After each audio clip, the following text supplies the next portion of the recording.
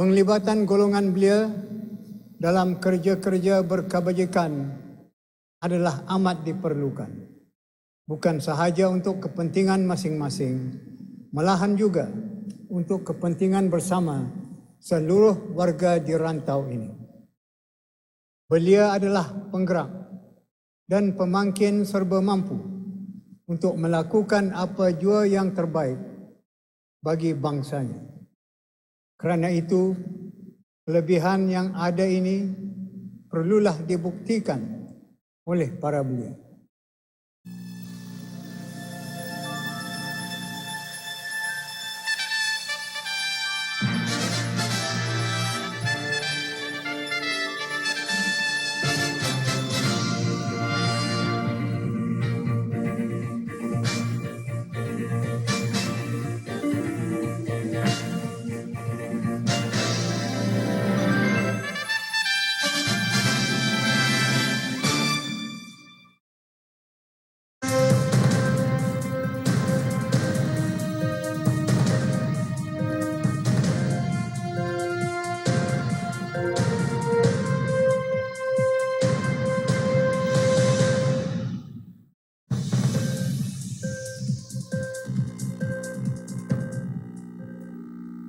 Assalamualaikum warahmatullahi wabarakatuh. Bismillahirrahmanirrahim. Saya Syafal Bakrin Haji Suhaili bersama Auda dalam Berita Nasional. Berita utama malam ini. Mesyuarat Menteri-Menteri Telekomunikasi dan Teknologi Makluman ASEAN ke-16 TELMIN menumpukan kepada hubungan orang awam dan menggalakkan kreativiti dan inovasi sebagai pemacu utama bagi kemajuan ekonomi.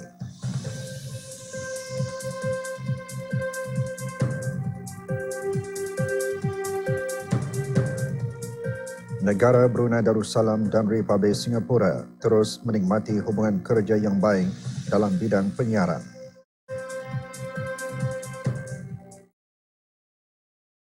Mesyuarat Menteri-Menteri Telekomunikasi dan Teknologi Makluman ASEAN ke-16 TELMIN dan mesyuarat-mesyuarat berkaitan diadakan selama 2 hari bermula hari ini. Menteri Perhubungan yang juga selaku pengerusi mesyuarat Menteri-Menteri Telekomunikasi dan Teknologi Makluman ASEAN ke-16 TELMIN dalam ucapannya menggariskan tema kali ini, Connected and Innovative Community, adalah relevan dan berkaitan, menumpukan kepada hubungan orang awam dan menggalakkan kreativiti dan inovasi sebagai pemacu utama bagi kemajuan ekonomi. Yang berhormat Datuk Seri Setia Awang Haji Mustafa bin Haji Siran menambah, kesaling hubungan merupakan salah satu syarat penting yang diperlukan bagi mengurangkan jurang digital, jurang pembangunan dan langkah ke arah mencapai matlamat komuniti ekonomi ASEAN. Menteri Perhubungan juga berharap mesyuarat kali ini akan dapat menyediakan kepimpinan yang diperlukan untuk memacu kemajuan inisiatif AIM 2020 untuk menjadikan komuniti ASEAN yang berhubung dan inovatif. Para menteri antara lain membincangkan kemajuan pelaksanaan Plan Induk 2020 dan melaksanakan penanda prestasi utama sebagai alat untuk menilai kemajuan Plan Induk ICT. Projek-projek bagi Kitaran Kerja 2017 juga dinilai semula dan mengalulukan kemajuan yang dibuat terutama dalam bidang-bidang rangka kerja ASEAN mengenai perlindungan data pribadi dan perayaan muda alih antarabangsa, keselamatan cyber, perkembangan strategi kerjasama keselamatan cyber.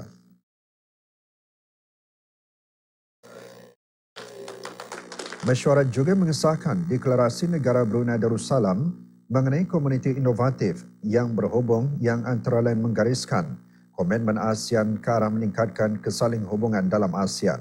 Para menteri juga mengadakan mesyuarat konsultasi bersama China, Jepun dan Korea bagi menilai semula kemajuan Plan Kerja 2016 dan mengesahkan Plan Kerja Baharu 2017 dalam pelbagai bidang. Para penggubal dasar perlu menggunakan pendekatan yang sistematik dalam merancang dan membuat keputusan terhadap pembangunan jangka panjang dan kemapanan setiap organisasi negara. Kesan ini digariskan oleh Laksmana Pertama Bersara Datuk Seri Pahlawan Awang Abdul Aziz bin Haji Muhammad Tamin, Timbalan Menteri Pertahanan di Majlis Penutupan Program Perkembangan Eksekutif mengenai dasar awam dan pengurusan bagi para pegawai kanan kerajaan siri ke-13 tahun 2016. There is a substantial body of work accumulated through the policy analysis. Timbalan Menteri Pertahanan dalam ucapannya juga menekankan menginstitusikan keupayaan organisasi dalam menjalankan pembelajaran berterusan melalui muhasabah diri serta penilaian yang jujur bagi keberkesanan memenuhi tuntutan perubahan persekitaran yang pesat dan semakin mencabar. Program disertai 30 orang peserta, antaranya mewakili para pegawai kanan Angkatan Bersenjata Diraja Brunei, Polis Diraja Brunei dan para pegawai kanan jabatan-jabatan kerajaan. Juga hadir yang dimuliakan Pihin Datuk Pekermajaya Major Jeneral Datuk Pertuan Seri Muhammad Tawi bin Abdullah, Pemerintah Angkatan Bersenjata Diraja Brunei.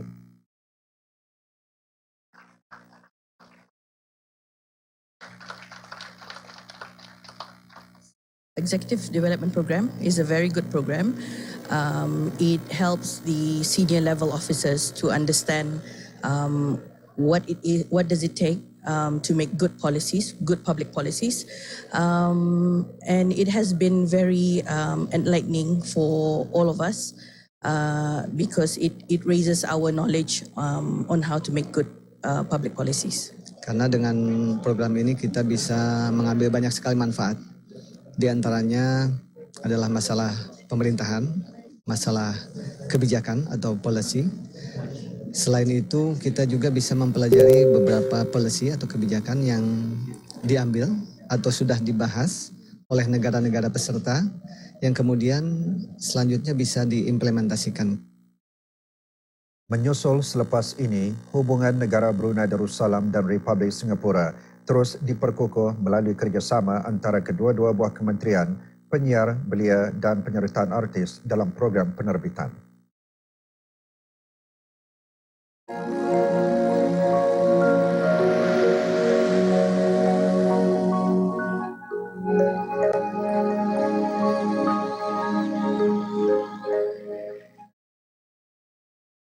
Negara Brunei Darussalam dan Republik Singapura terus menikmati hubungan kerjasama yang baik antara kedua-dua buah kementerian, penyiar, belia dan penyertaan artis dalam program penerbitan dalam tempoh beberapa tahun kebelakangan ini.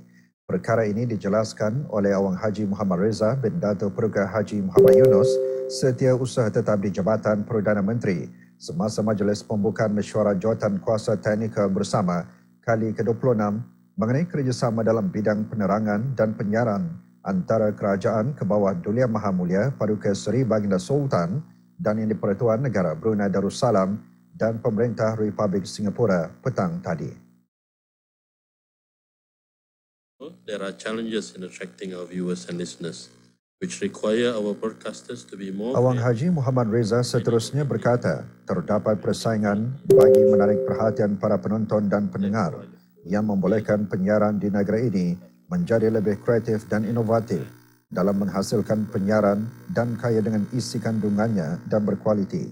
Justru itu, Awang Haji Muhammad Reza berharap akan dapat mendengar laporan dari kumpulan kerja penyiaran mengenai plan tindakan dan projek masa depan dalam kerjasama penyiaran. So for the recording of Grid and Expedisi Siswa, sementara itu, Tuan Yang Terutama Gabriel Lim, Setiausaha Tetap kedua Kementerian Komunikasi dan Penerangan Republik Singapura dalam ucapannya menggariskan hubungan persahabatan yang telah lama terjalin antara negara Brunei Darussalam dan Singapura. Broadcasting and information in media is actually a very powerful example of how we can further this. Mesyuarat selama 2 hari ini membincangkan laporan dari kumpulan kerja penyiaran dan kerjasama dalam projek-projek antara kedua-dua buah negara dan gabungan persembahan musikal antara Radio Television Brunei dan Mediacorp Singapura yang dinamakan Rhapsody 2016 dengan tema Music Merentas Sempadan atau Music Beyond Boundaries. Persembahan tersebut akan diadakan malam esok di Dewan Teater Jabatan Perdana Menteri. Antara yang hadir, Awang Haji Muhammad Sofian bin Haji Bungsu, Pengarah Radio Television Brunei dan Awang Mawardi bin Haji Muhammad, Pemangku Pengarah Penerangan. 3 orang pegawai tentera udara Diraja Brunei TUDB menerima lencana juruterbang setelah menamatkan latihan penerbangan masing-masing baru-baru ini. Majlis penyampaian lencana juruterbang diadakan di Markas Tentera Udara Diraja Brunei Rimba pagi tadi. Penyampaian lencana disempurnakan oleh Brigadier Jeneral Udara Dato' Seri Pahlawan Syahril Anwar bin Haji Mawiyah, Pemerintah Tentera Udara Diraja Brunei. Para penerima terdiri daripada Lieutenant Amir Daun bin Syahrul Zaman, Lieutenant Norasia binti Husin dan Lieutenant Muhammad Nazmi bin Dato' Perka Haji Muhammad Syahminan. Setakat ini, 7 pegawai kini menjadi juru terbang berkelayakan. Every day we look forward to flying. It's a hard road ahead just to get our dreams come true, which is flying. So we have to work hard. We have to study every day. So we always try to keep ourselves motivated and adapt to anything what is in front of us. When we fly, it's a very excitement feeling. Being the first female in the military to actually finish the local training in Brunei, though I'm not the first pilot, but I'm the only one that finished Brunei 100% training in Brunei. It keeps me motivated every day, and with the support of especially my husband and my families, and then the trust from people around you, they actually keep you going sebenarnya. Yeah. Untuk mencapai kebahagiaan dan kejayaan, setiap manusia mestilah membuat perubahan dalam hidup. Perubahan merupakan satu penghijrahan, iaitu melakukan perubahan dari satu keadaan kepada satu keadaan yang lebih baik. Berita mengenainya selepas ini. Tempat acara atau bersukan tidak pasti di mana untuk menempah? Memperkenalkan sistem One to Book, sistem kemudahan tempahan online. Untuk mendaftar, sila tekan butang sign up, isikan maklumat pribadi Auda dan tekan butang submit. Kemudian tekan link pengaktifan yang dihantar pada email Auda dan Auda telah berjaya didaftarkan. Sekarang kita mulakan. Masukkan user ID dan password Auda dan tekan butang login. Auda boleh memilih melalui kategori, daerah, fasiliti atau tarikh. Seterusnya tekan search. Sila pilih tempat yang hendak ditempah dan seterusnya tekan pada slot kosong yang dikehendaki. Setelah Auda berpuas hati, tekan butang Book Now. Lengkapkan maklumat kad Auda dan tekan butang Pay. Tahniah, tempahan Auda telah berjaya. Resit pembayaran akan dihantar ke akaun email Auda. Sila tunjukkan e-resit kepada pengurus fasiliti sebagai bukti pembayaran tempahan. Terima kasih kerana menempah melalui www.onetobook.com.bn. Untuk mencapai kebahagiaan dan kejayaan, mestilah membuat perubahan dalam hidup. Perubahan merupakan satu penghijrahan atau peralihan, iaitu melakukan perubahan dari satu keadaan kepada satu keadaan yang lebih baik. Penghijrahan hendaklah dilakukan untuk menjadi hamba Allah Subhanahu Wa Taala yang beriman dengan melakukan amalan-amalan yang diperintahkan dan meninggalkan segala amalan yang bertentangan dengan ajaran agama Islam.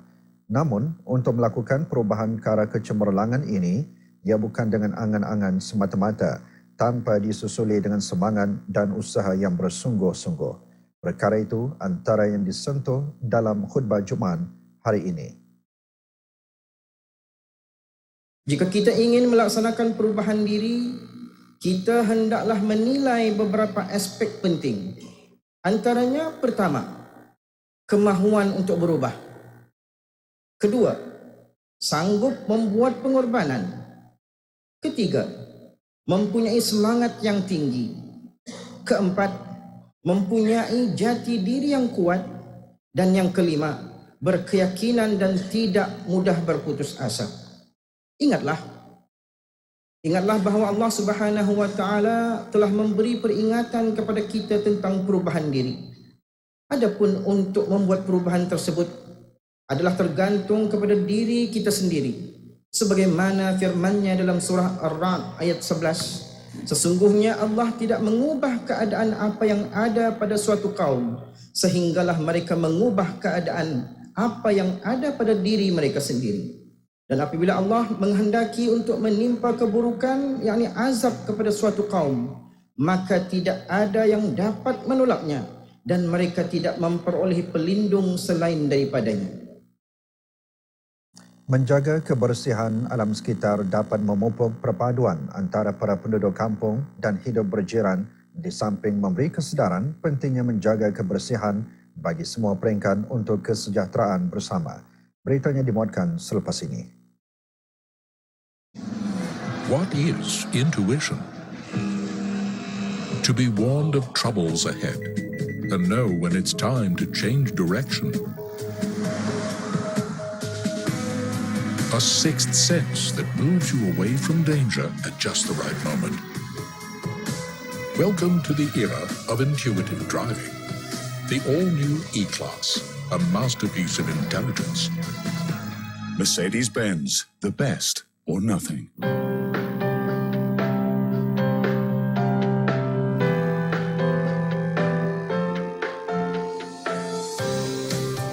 Smart thinking, smart living, smart connections,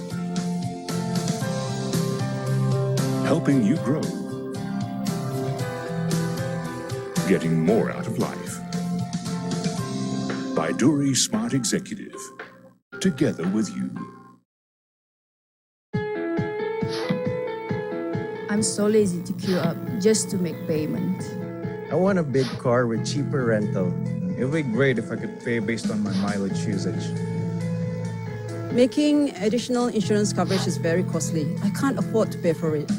It'll be better if our deposit is refundable. At least I can use it for shopping or deposit another car. Well, if I return my car, the deduction will still be the same anyway.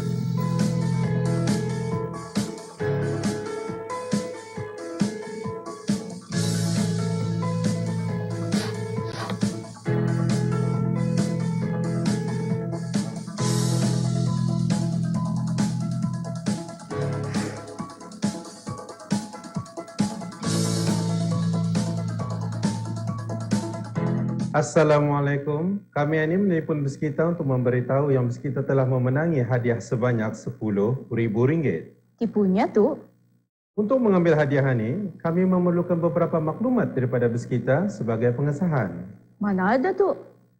Apa nama penuh bus kita sama nombor bank akaun bus kita untuk kami transfer duit ini? Ini adalah satu penipuan. Jangan sesekali memberikan maklumat peribadi anda kepada orang yang tidak dikenali.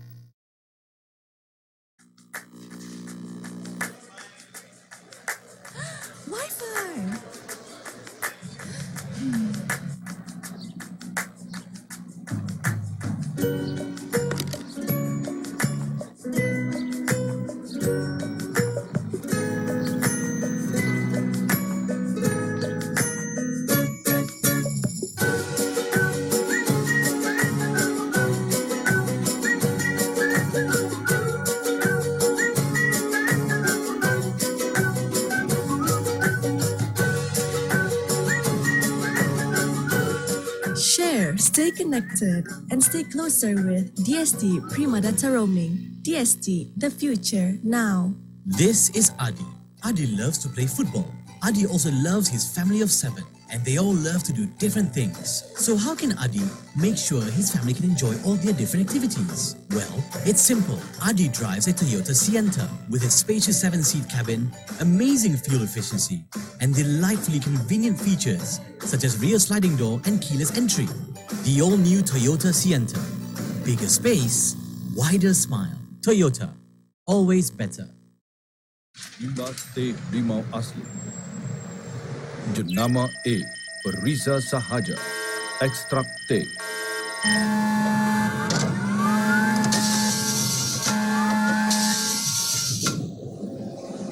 Poka. Jus limau asli. Daun teh asli. Poka Ice Lemon Tea, pilihan yang sebenarnya untuk Auda. Poka. Selama 20 tahun, kami turut membantu membina negara.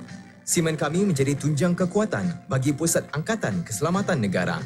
Simen kami telah membina pusat kesihatan yang menjadi tempat penjagaan untuk orang-orang yang kita sayangi. Simen kami telah membina jambatan-jambatan yang menghubung dan menyatukan kita. Simen kami telah menjadi asas pembinaan lapangan terbang yang membolehkan kita menerokai seluruh pelosok dunia. Simen kami telah membina sekolah-sekolah untuk generasi muda demi masa depan yang lebih cerah. Dan simen kami telah mendindingi rumah kediaman kita yang menempatkan segala kenangan milik kita. Di BHC, kami telah membina negara selama 20 tahun untuk hari ini dan generasi seterusnya. Bagi mengekalkan kesejahteraan hidup dan suasana alam sekitar yang bersih di negara ini, kesedaran orang ramai mengutamakan kebersihan adalah penting bagi mencegah penyakit-penyakit bawaan nyamuk terutama Zika. Dalam usaha menjaga dan memelihara kebersihan kawasan kampung, Majlis Perundingan Kampung Kato A dengan kerjasama Jabatan Alam Sekitar Taman dan Rekreasi Jastri pagi tadi mengadakan kempen kebersihan sekampung di Kampung Kato A. Pelancaran kempen kebersihan disempurnakan oleh Wang Misli bin Haji Abdul Karim, pemangku pegawai daerah Brunei dan Muara.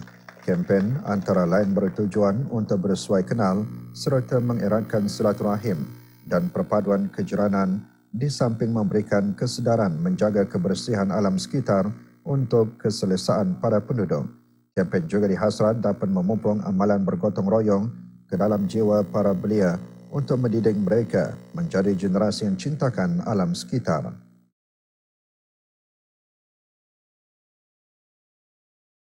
Ini adalah salah satu untuk melibatkan dan menunjukkan kepada orang-orang tua sampai ada yang umur 60 lebih pun ada tadi ikut serta dalam ini. Jadi sebagai contoh kepada anak-anak buah kampung akan datang. And then, ini adalah salah satu contoh yang baiklah untuk pemuda-pemudi dan generasi yang akan datang. Memastikan persekitaran yang bersih menjadi tanggungjawab bersama dalam mewujudkan suasana yang selesa dan terhindar dari dijangkiti sebarang penyakit. Kempen kebersihan Kampung Kato ini adalah satu contoh kepada orang awam dan orang ramai yang mana kebersihan untuk negara ini adalah amat diperlukan, yang mana kita baru-baru ini telah pun mendengar bahawa banyak penyakit-penyakit seperti AIDS dan Zika. Tujuan kempen ini dibuat adalah untuk membersihkan kampung ini dan sekaligus membisahkan suasana keadaan supaya untuk menghindarkan daripada datangnya penyakit berjangkit. Dengan adanya kempen tersebut dibuat, mungkin ia akan dilarikan ke kampung-kampung yang lain. Kementerian Pendidikan dengan kerjasama DST, Progressive Cellular Sendirian Berhad dan Mark Telecommunication Sistem Sendirian Berhad, Marktel akan menawarkan perkhidmatan pesanan ringkas bagi keputusan penilaian sekolah rendah PSR tahun ini. Para pelanggan yang berhasrat untuk melanggan perkhidmatan tersebut hendaklah mendaftar secara dalam talian melalui web portal Kementerian Pendidikan di www.moi.gov.bn atau e-Darussalam di www.gov.bn. Para pengguna juga boleh mendaftar menerusi telefon bimbing melalui perkhidmatan pesanan ringkas kepada 8885555 bagi pengguna DST atau 38666 bagi pelanggan Progressive Cellular Sendirian Berhad. Para pengguna boleh mendaftar perkhidmatan tersebut bermula esok. Keputusan PSR hanya akan dihantar kepada para pelanggan melalui SMS setelah mendapat kebenaran daripada Jabatan Peperiksaan Kementerian Pendidikan. Caj sebanyak RM3 akan dikenakan bagi setiap keputusan yang diterima melalui SMS. Bagi sebarang makluman atau pertanyaan, hantarkan email kepada mark@markbrunei.com. Berita sukan menyusul selepas ini.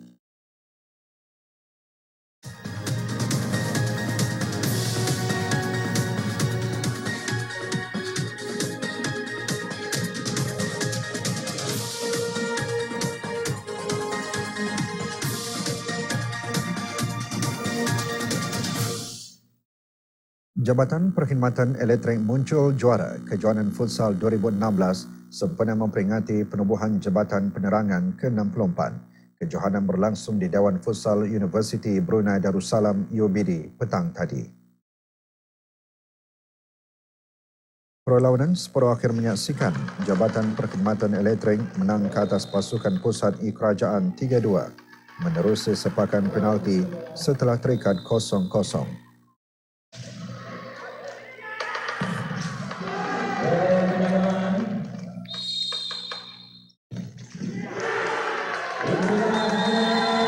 Perlawanan seterusnya menyaksikan pasukan media JPM menang 5-4 ke atas BMR Jersey Biru menerusi sepakan penalti setelah terikat 0-0.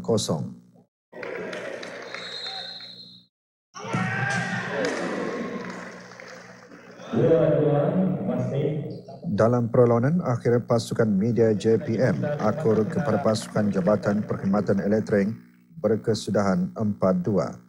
Penyampaian hadiah disempurnakan oleh Awang Aminuddin Haji Buntar, pemangku pengarah perkhidmatan pengurusan.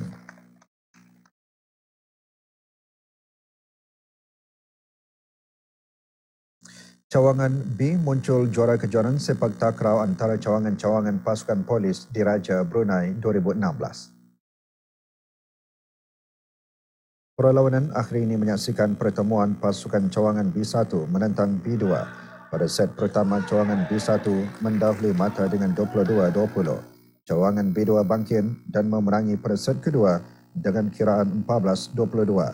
Setelah kedua-dua pasukan memperoleh keputusan seri, perlawanan diteruskan dengan set penentuan dengan keputusan akhir cawangan B2 menang mudah 21-16.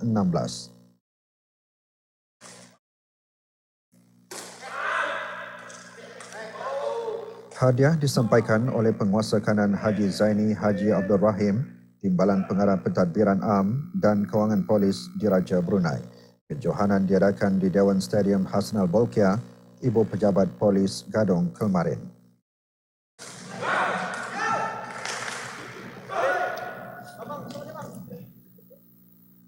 Perkembangan bola sepang Piala Remaja Elite NFABD. Pasukan Projek Ikan Pusu dan Tabon A akan beraksi di perlawanan akhir Piala Remaja Elite NFABD Ahad ini setelah kedua-dua pasukan menewaskan lawan masing-masing dalam perlawanan separuh akhir yang berlangsung pagi tadi. Di padang NFABD House menyaksikan Projek Ikan Pusu memakai jersey kuning menentang Tabon 03. Dalam perlawanan separuh masa pertama, kedua-dua pasukan terikat tanpa jaringan. Bersambung separuh masa kedua pada minit-minit akhir perlawanan, Projek Ikan Pusu berjaya memperoleh 1 gol apabila bola yang cuba dihadang oleh Muhammad Hakimi Yazid Said masuk ke gawang sendiri. Kedudukan itu kekal sehingga perlawanan ditamatkan dengan keputusan Projek Ikan Pusu 1-0 Tabon 03. Dengan kemenangan itu, Projek Ikan Pusu mara ke perlawanan akhir.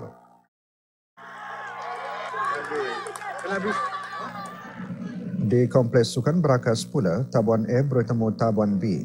Perlawanan pada minit ke-36, Tabuan A berjersey hijau mendahului gol pertama dengan kedudukan Tabuan A 1-0 Tabuan B. 3 minit kemudian, Tabuan B berjaya mengikat kedudukan 1-1. Namun pada minit ke-50, Tabuan A menambah gol keduanya dan sekaligus mengekalkan kedudukan 2-1 sehingga perlawanan dihentikan.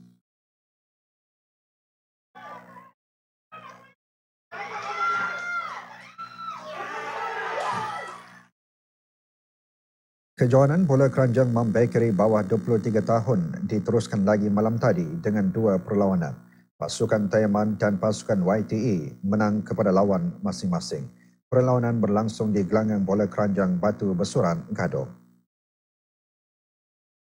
Terdahulu menyaksikan pasukan BYDB jersey kuning menerima kekalahan ketiganya kali ini kepada pasukan Taiman. Pada suku pertama, Taiman hanya mampu memperoleh 10 jaringan sementara BYDB memperoleh 5 jaringan. Suku kedua Taiman masih mendahului dengan kiraan 22-19. Pada suku ketiga dengan kiraan 44-31 dan suku terakhir Taiman menewaskan BYDB dengan keputusan 60-51.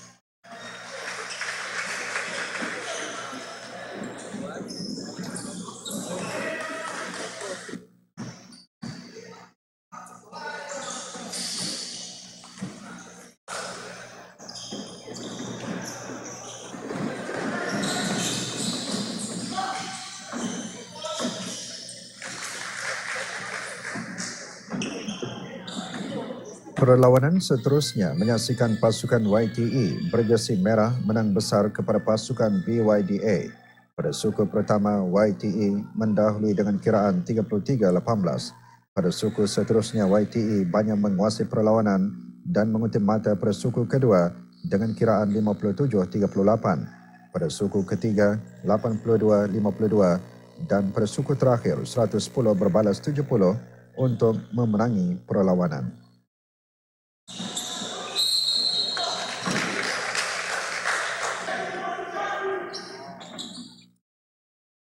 Ramalan keadaan cuaca menyusul selepas ini.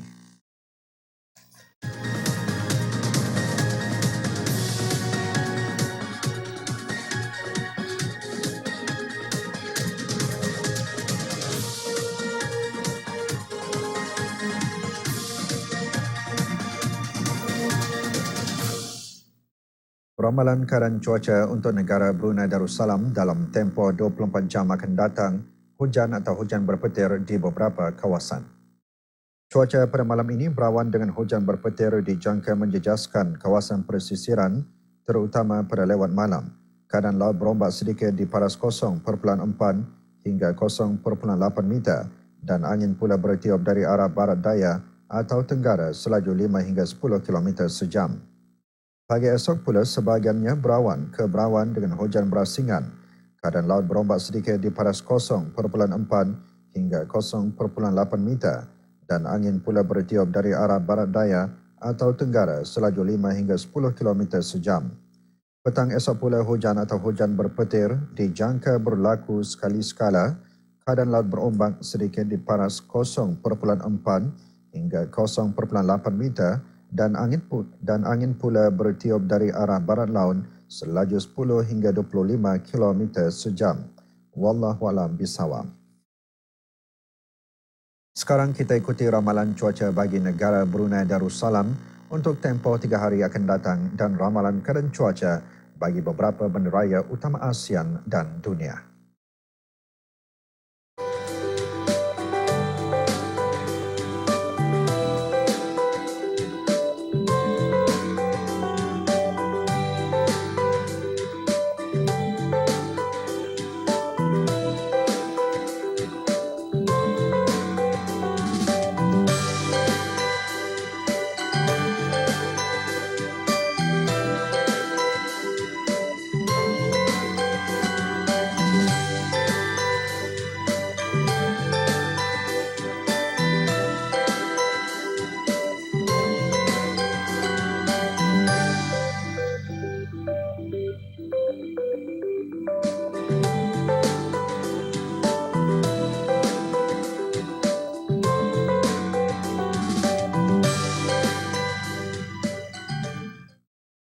Sekarang disampaikan kadar nisab zakat wang dan harta untuk hari ini.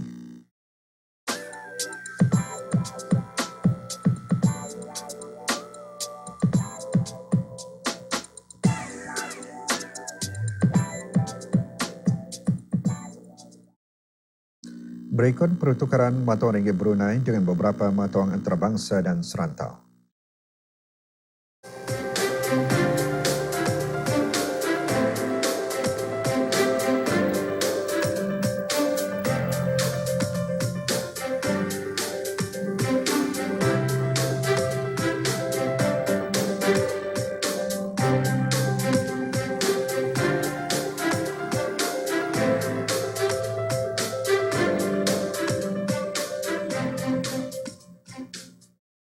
Teruskan bersama kami untuk mengikuti berita antarabangsa dalam berita dunia selepas ini.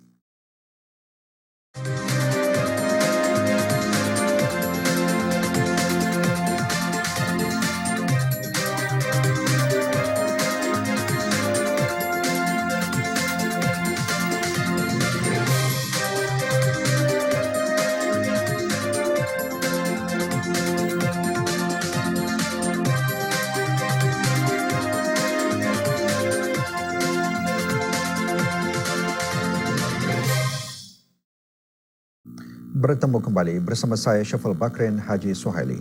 Berita utama dunia malam ini. China bersedia meningkatkan kerjasama dua hala dengan Spanyol.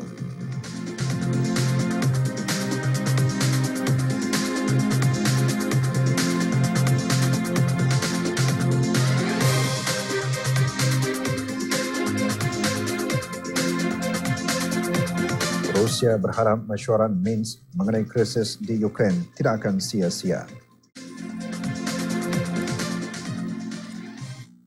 Presiden China Xi Jinping berkata bahawa negaranya bersedia untuk bekerjasama dengan Sepanyol dalam meningkatkan kerjasama dua hala dan menambah hubungan China-Sepanyol telah menyaksikan perkembangan yang baik.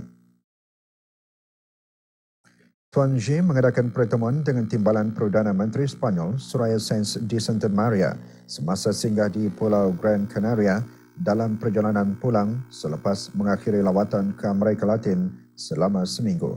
Tuan Xi berkata China komited untuk membina perkongsian keamanan, pertumbuhan, pembaharuan dan tamadun dengan EU dan berharap Sepanyol akan memainkan peranan yang lebih besar dalam menjadikan hubungan China-EU yang mapan dan mantap.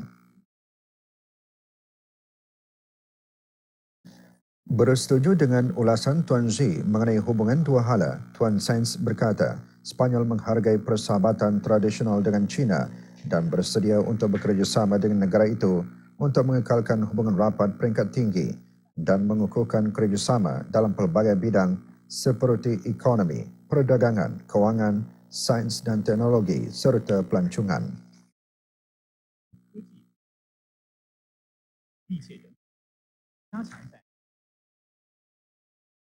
Menteri Luar Rusia Sergei Lavrov berkata beliau berharap mesyuarat Minsk pada 29 November ini mengenai krisis Ukraine tidak akan sia-sia. Tuan Lavrov berkata matlamat utama mesyuarat tersebut atas jemputan Menteri Luar Jerman dan Perancis adalah untuk meluluskan plan yang dikemukakan dalam sidang kemuncak Normandy Quartet pada 19 Oktober lalu. Peta jalan termasuk bagaimana untuk melaksanakan status khas Timur Ukraine dan bagaimana untuk memastikan keselamatan di rantau itu semasa melaksanakan pembaruan politik yang ditetapkan dalam perjanjian Minsk. Menteri Luar Rusia berkata proses merangka peta jalan tersebut berjalan perlahan disebabkan terdapatnya salah tafsiran oleh beberapa buah negara mengenai perjanjian tersebut. Tuan Lavrov juga berharap mesyuarat berkenaan tidak akan sia-sia. Сохраняется достаточно серьезный риск, что это может опять оказаться. Perdana Menteri Jepun Shinzo Abe berkata penghantaran sistem peluru berpandu Rusia ke pulau-pulau di Kepulauan Barat Pasifik yang turut dituntut Tokyo adalah dikesali. Kenyataan itu dibuat kurang dari sebulan sebelum Presiden Rusia Vladimir Putin mengadakan lawatan ke Jepun bagi rundingan mengenai kemajuan dalam pertikaian kawasan sejak sedekat lalu. Moskow sebelum ini berkata ia berharap penghantaran tersebut tidak akan merosakkan usaha-usaha bagi menyelesaikan pertikaian. Media Rusia melaporkan sistem peluru berpandu anti kapal Bastion dan Bal kini beroperasi di pulau-pulau sebahagian daripada sebuah kepulauan di Lautan Pasifik di mana Rusia dan Jepun telah saling menuntun selama 70 tahun. Hubungan diplomasi sedang dilakukan sebagai persediaan untuk mesyuarat di antara pemimpin Rusia dan Jepun pada 15 dan 16 Disember nanti. Kedua-dua pihak berkata mereka berharap kemajuan dapat dicapai ke arah menyelesaikan pertikaian.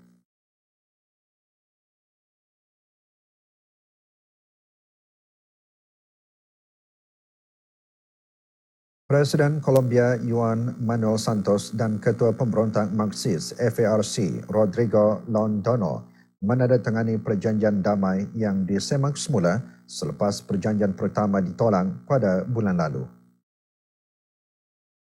Perjanjian baharu untuk menamatkan peperangan 52 tahun itu ditandatangani sebulan selepas dokumen asal ditolak semasa referendum 2 Oktober lalu kerana lebih memihak kepada kumpulan pemberontak. Kerajaan dan Kumpulan Bersenjata Revolusi Colombia FARC telah mengadakan rundingan di Havana, Cuba selama 4 tahun bagi mencapai kesepakatan dalam menamatkan konflik yang telah mengorbankan lebih 220,000 orang dan menyebabkan berjuta-juta orang kehilangan tempat tinggal di negara Andean.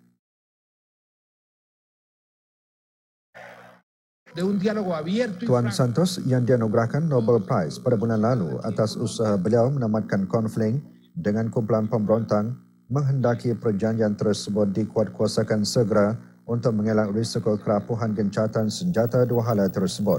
Acara penandatanganan itu menggariskan 6 bulan bagi 7,000 anggota kumpulan pemberontak melucutkan senjata mereka dan menubuhkan parti politik.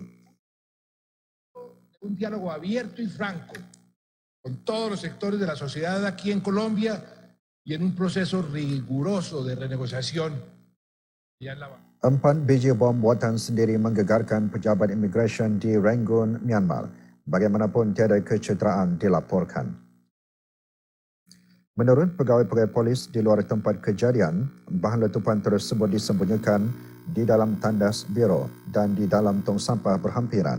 Serangan seolah-olah serupa dengan letupan pada hari lalu yang berlaku di sebuah pasaraya setempat yang juga menyebabkan sedikit kerosakan dan tiada kecederaan.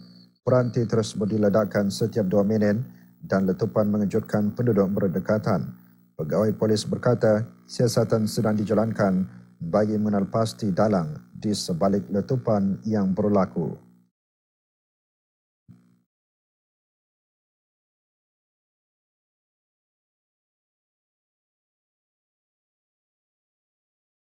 Kapal penyelaman kumpulan kemanusiaan SOS Mediterranean Aquarius berlabuh di pelabuhan Catania, Sicily, membawa kira-kira 641 pendatang yang diselamatkan dari bot-bot di laut.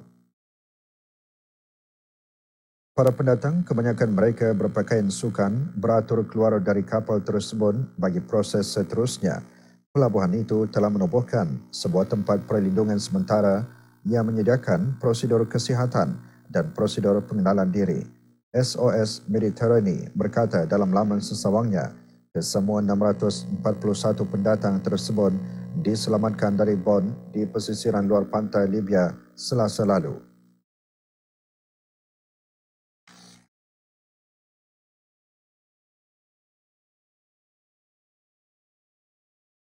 Lebih 168,000 pendatang telah sampai ke Itali menggunakan bot pada tahun ini, melebihi 154,000 orang pada keseluruhannya tahun 2015 dan semakin hampir mencecah kepada 170,000 orang yang dicatatkan pada tahun 2014.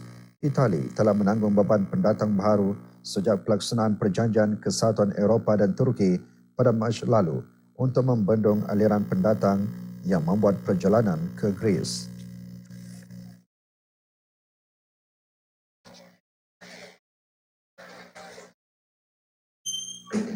Angka kematian akibat runtuhan aram-aram di sebuah loji kuasa di timur China meningkat kepada 74 orang dengan 2 lagi dilaporkan cedera ketika Ketua Inspektor Keselamatan China tiba untuk menyelia siasatan berhubung kejadian.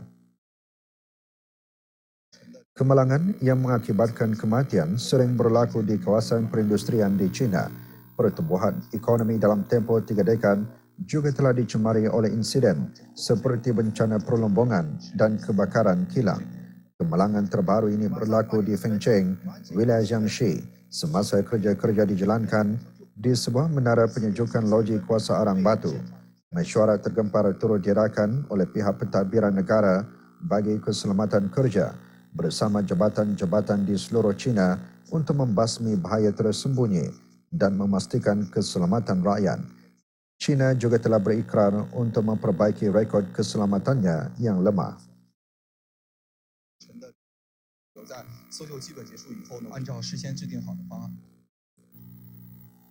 Televisyen Iran melaporkan 2 buah kereta api penumpang bertembung di utara tengah wilayah Semnan, Iran, mengorbankan sekurang-kurangnya 5 orang dan mencederakan 20 yang lain. Punca kemalangan masih dalam siasatan dan pasukan penyelamat telah dihantar ke tempat kejadian.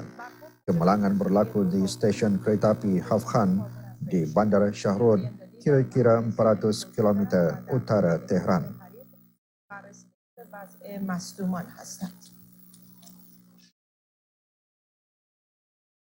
Teruskan bersama kami untuk mengikuti berita antarabangsa selanjutnya selepas ini.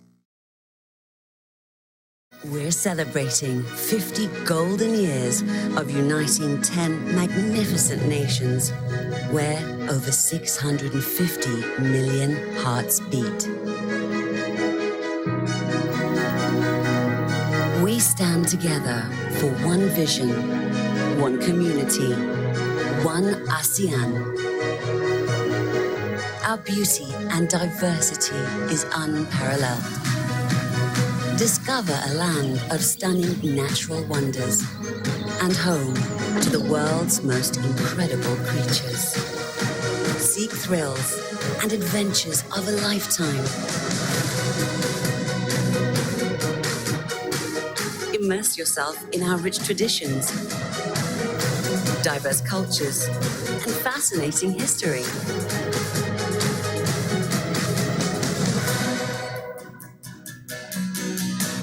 Feel the warmth of people with hearts of gold. Indulge in exquisite cuisines and fresh flavors.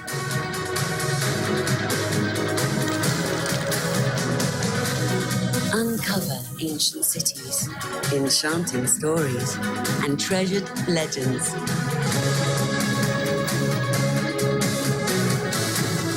Witness history in the making. Marvel at vibrant cities, towering skyscrapers, and rapid transportation. Embrace the moment and make memories that will last forever.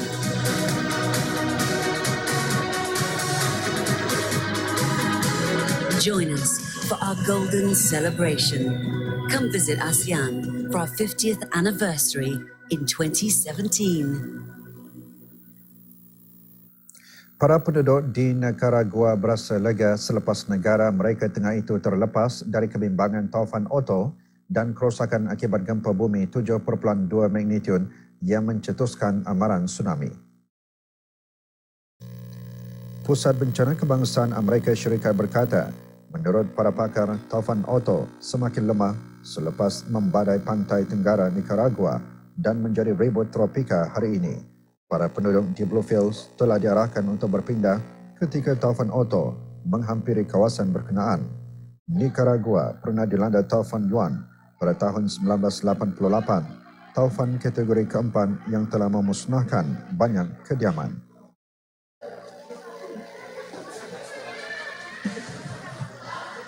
Para pegawai perlindungan awam Nicaragua berkata, taufan tersebut bergerak menuju barat dengan kelajuan angin 19 km sejam, merosakkan kediaman dan tiang telefon, namun tidak ada korban jiwa dilaporkan. Gempa bumi berukuran 7.2 magnitudo melanda di pesisiran luar pantai berdekatan El Salvador dan amaran tsunami yang awalnya dikeluarkan juga gagal mencatatkan kerosakan di Nicaragua.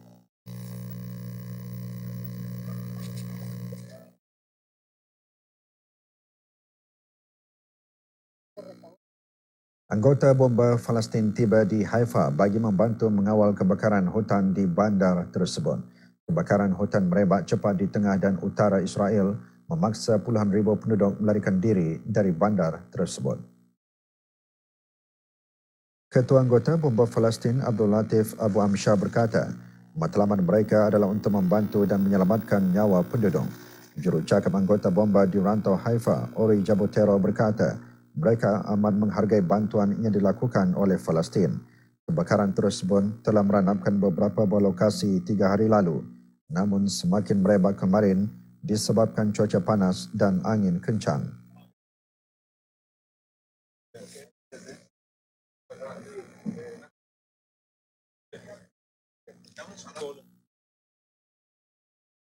NBC melaporkan seorang anggota bomba mengalami kecederaan serius selepas kebakaran di sebuah tapak penapisan minyak di Iowa. Kebakaran tersebut berlaku di tapak Iowa Gold Distributing Company, sebuah unit penapisan minyak di Central City. Media setempat melaporkan anggota bomba telah menasihatkan para penduduk yang tinggal di kawasan berhampiran untuk tidak keluar dari kediaman mereka ketika kebakaran berterusan selama beberapa jam. Punca kebakaran masih dalam siasatan.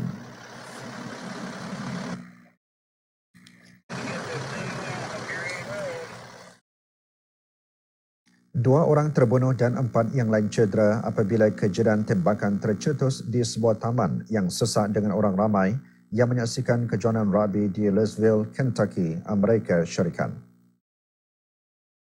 Menurut jurucakap polis, mereka tidak mempunyai motif dari kedua-dua tembakan yang berkaitan di Shawnee Park atau suspek dalam tahanan. Tambahnya, 2 lelaki maut di tempat kejadian dan 4 orang mangsa mengalami kecederaan yang tidak mengancam nyawa. Kejadian berlaku ketika ratusan orang ramai berhimpun di sebuah taman di sepanjang sungai Ohio bagi menyaksikan kejohanan rugby tahunan sukan tradisi sejak tahun 1950-an.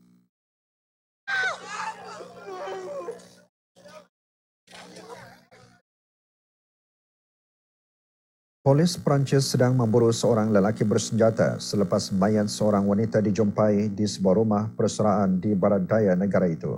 Menurut sumber, seorang penjaga menghubungi polis selepas membebaskan dirinya selepas diikat oleh suspek dan melarikan diri dari sebuah rumah kira-kira 10 km di kawasan luar bandar utara Montpellier. Sumber menyatakan polis yang tiba di tempat kejadian menemui mayat seorang wanita dengan beberapa kesan tikaman. Perancis kini dalam keadaan berjaga-jaga dan telah berada di bawah perintah darurat sejak beberapa serangan pengganas tahun lalu. Beberapa hari lalu, sejumlah suspek telah ditangkap di bawah langkah anti pengganasan yang didakwa merancang untuk melancarkan serangan pada 1 Disember di sebuah tapang dan mercu tanda penting di dalam dan sekitar Paris.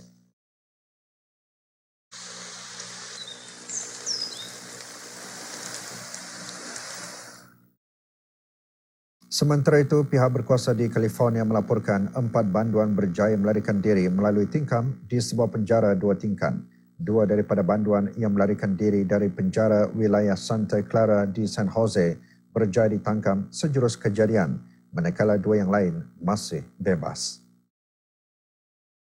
Para pegawai berkata operasi memburu besar-besaran termasuk menggunakan helikopter sedang dijalankan bagi memburu 2 banduan tersebut. Jabatan Syarif berkata banduan dipercayai melarikan diri dari sebuah zon kawalan yang ditubuhkan sekitar penjara tersebut. Memetik daripada rakaman pengawasan yang berjaya merakamkan aksi banduan yang melarikan diri. KNTV melaporkan memetik sumber dari jurucakap Syarif sebagai berkata banduan terbabit melarikan diri menggunakan pakaian untuk turun ke bawah bangunan berikutan seorang pegawai peronda menemui pakaian yang tergantung dari tingkap.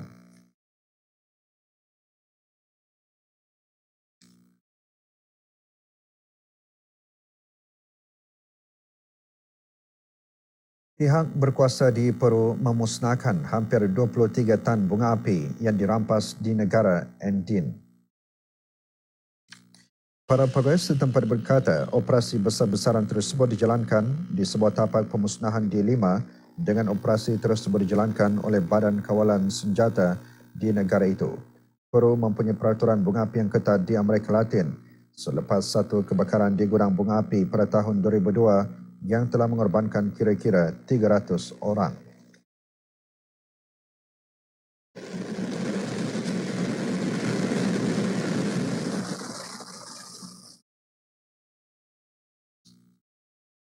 Sekumpulan rakyat Mesir kini beralih kepada garam sebagai rawatan penyembuhan bahan semula jadi yang telah digunakan sejak zaman dahulu bagi merawat pelbagai penyakit. Terletak di sebuah pangsapuri kecil di kawasan kejiranan Kahira, Kofosol Cave atau Gua Garam menawarkan pelawatnya peluang untuk bermeditasi dan melegakan tenaga negatif mereka dengan kristal garam. Pengalaman keseluruhannya adalah bertujuan untuk mewujudkan suasana yang optimum bagi ketenangan.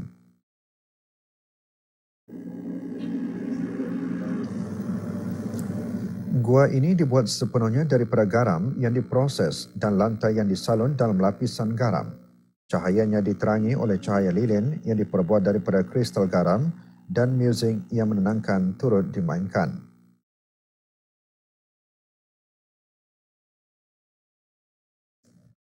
Gua ini mampu menempatkan 6 orang dalam satu masa bagi sesi meditasi yang berlangsung sekitar 1 jam dengan bayaran hampir $3 Amerika bagi setiap seorang. Bagi mereka yang ingin bermeditasi berseorangan, bayaran tambahan $3 akan dikenakan untuk menyewa ruang bagi diri sendiri. Bismillahirrahmanirrahim.